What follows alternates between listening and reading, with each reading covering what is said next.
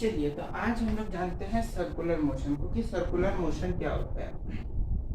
Circular motion नाम से ही पता है कि कोई भी ऑब्जेक्ट किसी भी पार्टिकल का सर्कुलर पाथ के अलोंग जो मोशन होता है, कोई भी सर्कुलर पाथ के अलोंग जो मोशन होगा किसी पार्टिकल का, वही हम लोग का सर्कुलर मोशन होता है। जैसे मोशन इन स्ट्रेट लाइन में हम लोग दो तरह का मोशन पढ़े, एक यूनिफॉर्म एक नॉन यूनिफॉर्म। उसी तरह से सर्कुलर मोशन भी एक होता है यूनिफॉर्म सर्कुलर मोशन, एक non uniform. Uniform circular motion में जो पार्टिकल है वो सर्कुलर पाथ को कांस्टेंट स्पीड से कवर करता है। नॉन यूनिफॉर्म मोशन में जो पार्टिकल है वो सर्कुलर पाथ को वेरिएबल स्पीड से कवर करता है, यानी कि उसका स्पीड हर इंटरवल पे, हर टाइम इंटरवल पे चेंज करता रहता है। उसके बाद एंगुलर यहाँ पे डिस्प्लेसमेंट को समझते हैं। किसको? एंगुलर डिस्प्लेसमेंट को। एंगुलर डिस्प्लेसमेंट क्या होता है? Angle swept by position vector. यहाँ OB और OB और OA जो है दोनों एक पोजीशन वेक्टर है। दोनों क्या है? एक पोजीशन वेक्टर है। तो T मान लो जो ये OA वेक्टर है, ये T टाइम में T1 टाइम में यहाँ पे था और T2 टाइम में यहाँ पे चला गया। तो जितना एंगल ये वेक्टर प्रोजेक्ट किया, यानी जितना एंगल जो है ये वेक्टर स्वेप्ट किया T1 टाइम से T2 जाने में, यानी T1 टाइम में ये वेक्टर यूनिट वेक्टर यहाँ पे था, पोजीशन वेक्टर यहाँ पे था, और T2 टाइम में ये पोजीशन वेक्टर यहाँ पे था। मतलब इसको ऐसे समझो, यहाँ पे था और ऐसे स्वेप्ट करके T2 टाइम में ये पोजीशन वेक्टर यहाँ गया। तो इसके दौरान जो एंगल ये स्वेप्ट किया, यही इसका एंगुलर डिस्प्लेसमेंट होगा with respect to the centre of the circular path. Circular path के सेंटर के रिस्पेक्ट में जितना angle position vector T1 time से T2 टाइम में स्वेप्ट किया, वही तुम्हारा एंगुलर डिस्प्लेसमेंट होगा। देखो यहाँ पे एंगल AOB, यानी ये वाला जो एंगल है, angle AOB is the angular displacement of the particle in time interval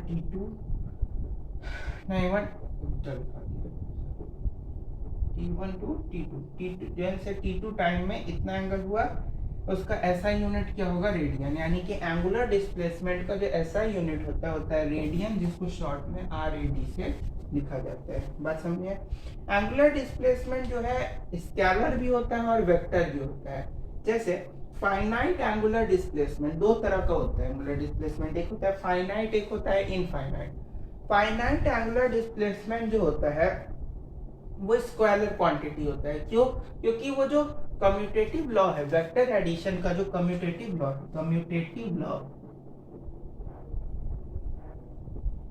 law of vector addition को जो है तुम्हारा फाइनाइट एंगुलर डिस्प्लेसमेंट फॉलो नहीं करता है, ओबे नहीं करता है। यानी d(θ1 + d(θ2) is not equal to d(θ2 + d(θ1)।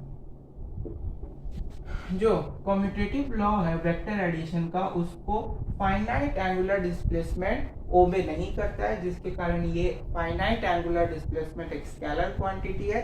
वहीं पे इनफाइनाइट एंगुलर डिस्प्लेसमेंट एक वेक्टर क्वांटिटी है, क्योंकि वो जो है commutative law of vector addition को फॉलो करता है। यानी उसमें d(θ1 + d(θ2) = d(θ2 + d(θ1) के बराबर होता है। यहाँ पे d जो है वो एंगुलर डिस्प्लेसमेंट है इस थीटा का अलग अलग एंगल पे। जैसे यहाँ पे θ1 है, हो सकता है यहाँ से इसको थोड़ा बढ़ा दिया जाए तो यहाँ पे दूसरा एंगल आएगा, उसको θ2।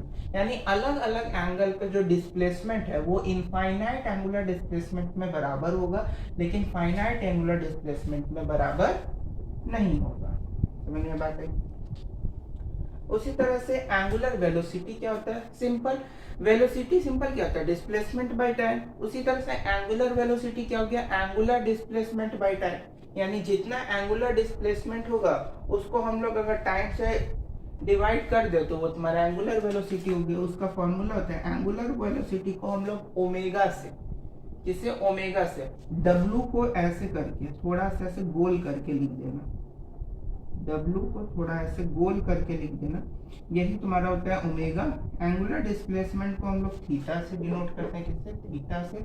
और टाइम का तो कोई वही नहीं है, यही तुम्हारा होता है angular velocity. Angular velocity is equal to angular displacement by total time taken during the angular displacement. Average angular velocity क्या होता है? Average angular velocity omega average. Average angular velocity क्या होता है?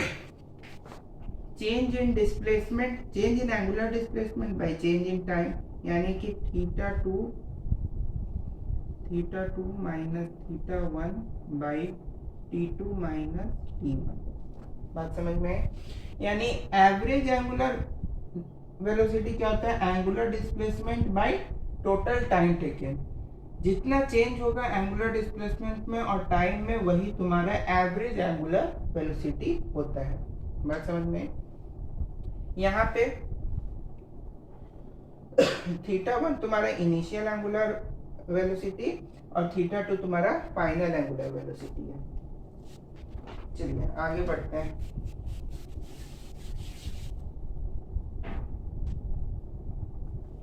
अब यहाँ पे थीटा टू और थीटा वन है कैसे? देखो, जब कोई भी ऑब्जेक्ट पॉइंट ए से पॉइंट बी तक जाता है, पॉइंट ए से पॉइंट बी तक जाता है, तो उस दौरान जो है वो कुछ एंगल को शिफ्ट करता है, कुछ एंगल को शिफ्ट करता है। तो वो एंगल जो वो शिफ्ट किया यहाँ से, जैसे एक ये ए ओ बी है, मान लो एक कोई बीच में भी हम पॉइंट ले लेते हैं यहाँ पे पी, तो ये जो थीटा है वो थीटा वन, थीटा टू और थीटा वन, ये दो तरह का थीटा हुआ और इन्हीं दोनों को ऐड करेंगे तो थीटा ओरिजिनल मिल जाएगा। तो एंगल ए ओ पी का वैल्यू क्या है? Theta one. Angle B O P का वैल्यू क्या है? Theta two. तो अगर हम लोग एंगल ए ओ बी निकालना है, तो यहाँ से एंगल ए ओ बी निकालना है, तो B O P minus A O P कर देंगे या A O P minus B O P कर देंगे। तो angle B O P minus angle A O P, B O P angle क्या है? थीटा टू, यहाँ पे लिखा हुआ है। ए ओ पी एंगल क्या है? थीटा वन, वो भी यहाँ पे लिखा हुआ है। और यही theta two minus theta one तुम्हारा डेल्टा थीटा के बराबर होता है, जो कि चेंज इन एंगुलर डिस्प्लेसमेंट को रिप्रेजेंट करता है। समझ में बात है?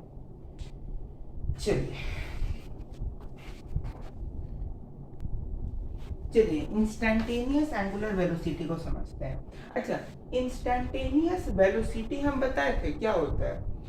कोई भी डिस्टेंस के दौरान किसी भी पर्टिकुलर कोई एक इंटरवल, जैसे यहाँ हो या यहाँ पे या यहाँ पे या यहीं पे, कहीं पे भी अगर किसी ऑब्जेक्ट का, किसी पार्टिकल का वेलोसिटी पता करना हो, तो हम लोग इंस्टैन्टेनियस वेलोसिटी से पता करते हैं। सेम उसी तरह से इंस्टैन्टेनियस एंगुलर वेलोसिटी का मतलब होता है कि जो सर्कुलर पाथ में जो ऑब्जेक्ट ट्रैवल कर रहा है, उसका मान लो हम लोग को यहाँ पे वेलोसिटी पता करना है, या इसी के पास कहीं पता करना है, या यहाँ करना है, यहाँ करना है, यहाँ करना है, यहाँ करना है, कहीं भी सर्कुलर पाथ में कहीं भी अगर हम लोग को किसी पार्टिकल का, किसी ऑब्जेक्ट का वेलोसिटी पता करना है इंस्टैन्टेनियस, तुरंत, करेंटली, तो वो एंगुलर वेलोसिटी होगा, इंस्टैन्टेनियस एंगुलर वेलोसिटी, जो उसको हम लोग ओमेगा से डिनोट करते हैं। इसको भी हम लोग ओमेगा से ही डिनोट करते हैं। किससे? ओमेगा से।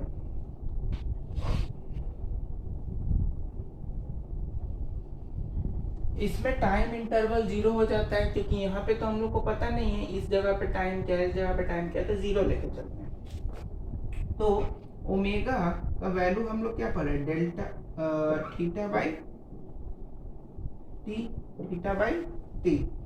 अब इसी ओमेगा में हम लोग लिमिट लगा दें। ओमेगा में अगर हम लोग लिमिट लगा दें, लिमिट जिसमें टाइम जो है वो टेंड्स टू 0, यानी टाइम जो है 0 से स्टार्ट होगा, और थीटा बाई टी कर दें, delta theta by change in angular displacement by change in time. तो ये हम लोग का डी थीटा, यानी कि differentiation of angular displacement with respect to time.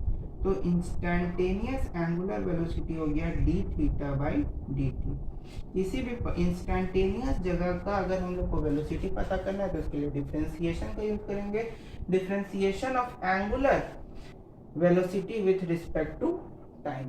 समझ में बात आ गई? इसका ऐसा यूनिट क्या होता है एंगुलर वेलोसिटी का या इंस्टेंटेनियस एंगुलर वेलोसिटी का? रेडियन मीटर पर सेकेंड, रेडियन मीटर पर सेकेंड। एवरेज एंगुलर वेलोसिटी जो होता है वो तुम्हारा स्केलर होता है, यानी कि एवरेज जो एंगुलर वेलोसिटी यानी ओमेगा एवरेज एंगुलर वेलोसिटी तुम्हारा स्केलर क्वांटिटी होगा, क्योंकि उसमें डायरेक्शन का जरूरत नहीं पड़ता है। लेकिन इंस्टेंटेनियस एंगुलर वेलोसिटी जो है ये तो स्केलर होगा, लेकिन omega D theta upon D T ये वाला ये तुम्हारा जो है वेक्टर क्वांटिटी होगा, क्योंकि इसमें डायरेक्शन इंक्लूड है। डायरेक्शन कैसे इंक्लूड है? एंगुलर डिस्प्लेसमेंट है तो डिस्प्लेसमेंट किसी डायरेक्शन में होगा।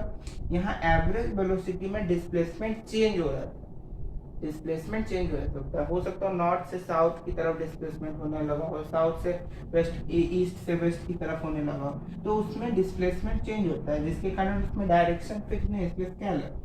और यहाँ पे ये वेक्टर होता है। या जो डेल्टा